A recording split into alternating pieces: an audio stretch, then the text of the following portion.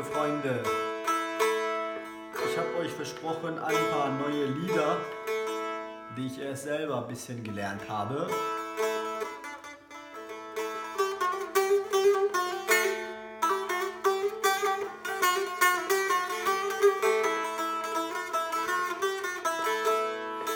Und ich habe die Lieder öfters gehört, aber noch nicht selber gespielt, weil die sind ein bisschen schwierig von der Schlagart her. Das sind ganz schwierige Melodien, die man normalerweise dieses hier mal mit Bağlama spielt. Ich hoffe, ich kriege das düs einigermaßen für euch hin. Das Lied hier heißt Pore Havalam Sora. Selahattin Demirtaş hat das mal im türkischen Fernsehen gesungen. Ich finde, er singt das gut.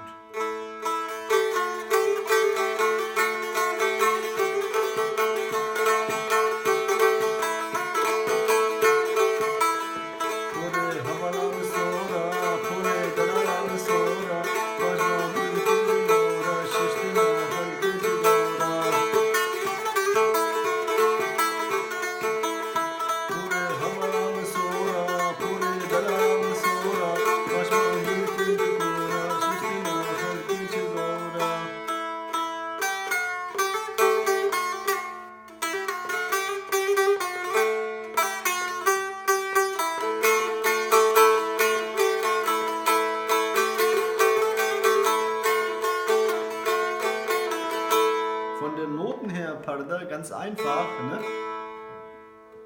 Man kann auch hier spielen.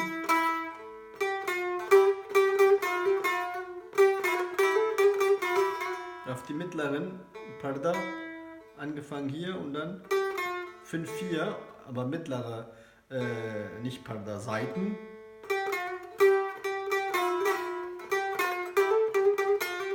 Dann hier auf 6.